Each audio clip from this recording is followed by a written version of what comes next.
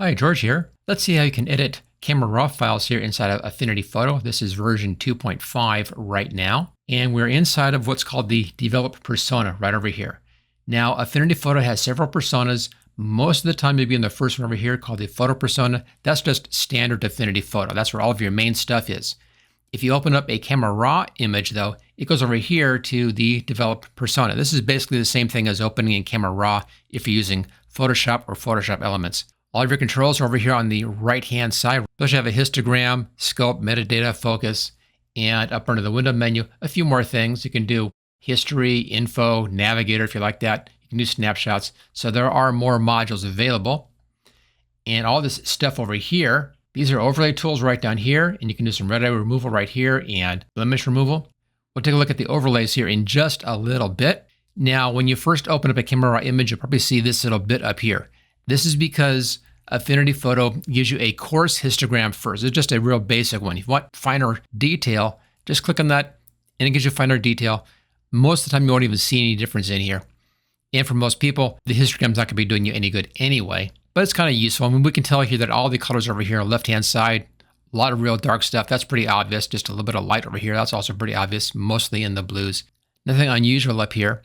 And down here, we have the tabs for working with camera raw, your basic settings, which has your exposure, enhance, white balance, shadows, highlights, and profiles.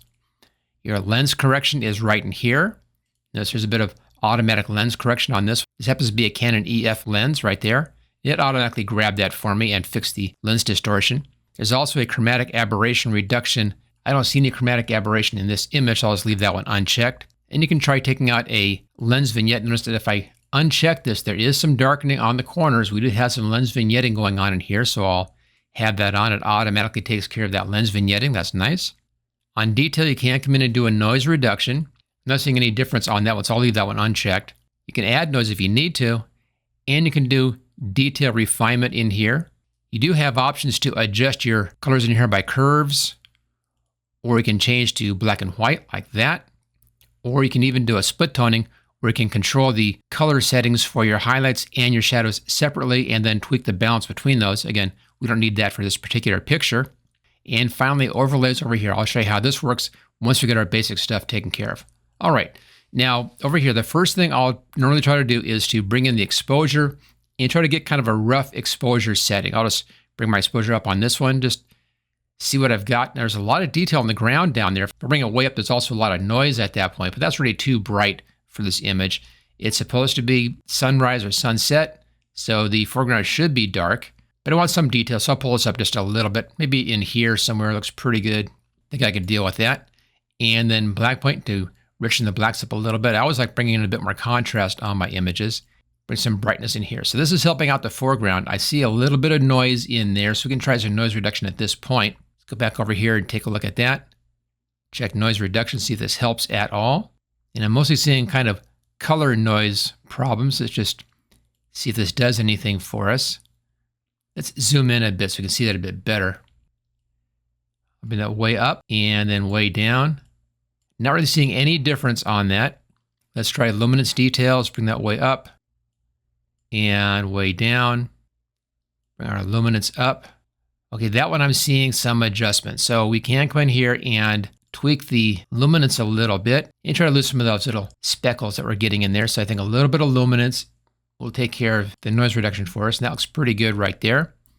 Okay, I'll do Control-0, get back out to fit screen. A slight improvement, leave that one on. Now, when I brought the values up here, got a little bit of detail down in here. It's not really as far as I want to go. So let's come down and take a look at the shadows and highlights.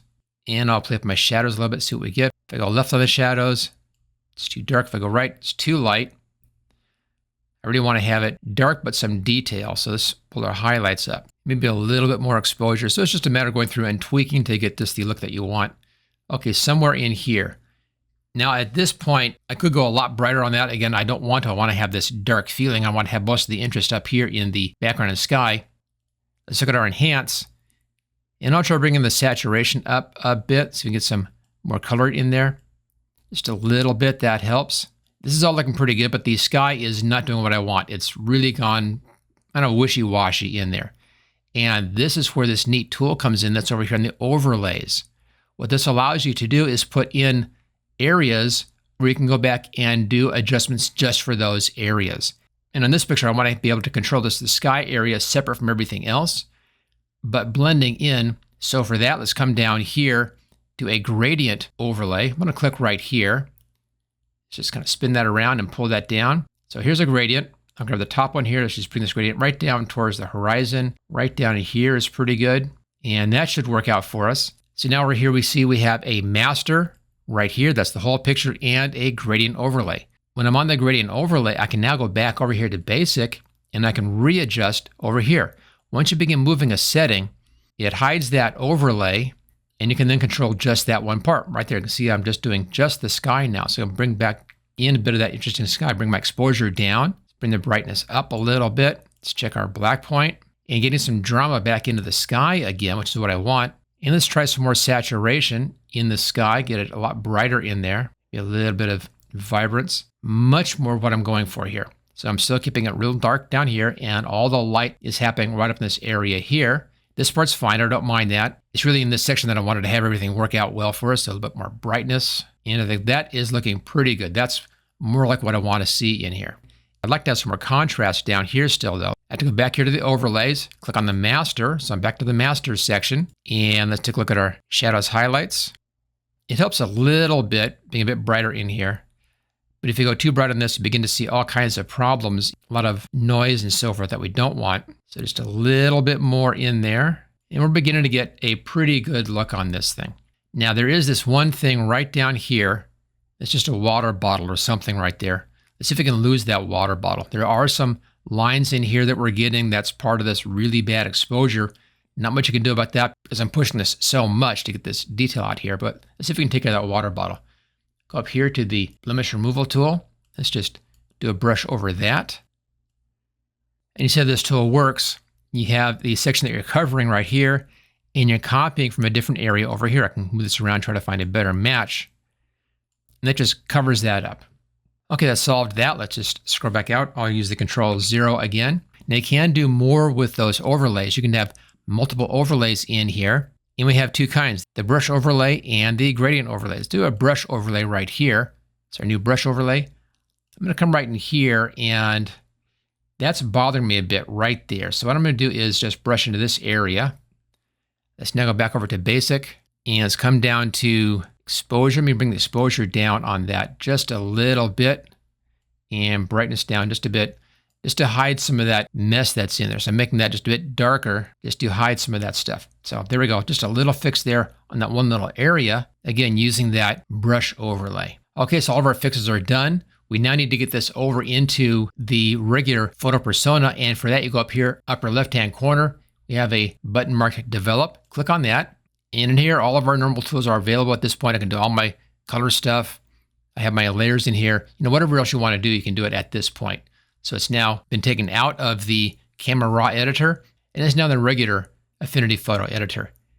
And also at this point, we can save this out. Let's go up here to File and click on Save As, and you'll see it automatically saves it out as an Affinity Photo file, an AF photo file. Just choose Save. We don't have any options in here. We can either save it as an Affinity Photo or as a template. We'll do it as Affinity Photo, choose Save.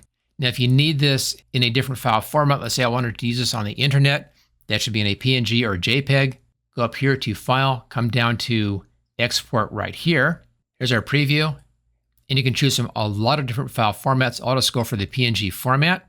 It's a pretty good size, as you can see. I'll leave all of this at its default settings and choose Export. And it comes out as the PNG file format. Choose Save.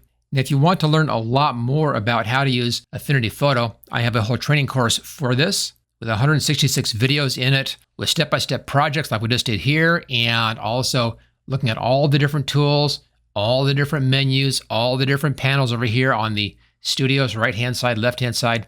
Look at everything and explain how the whole program works.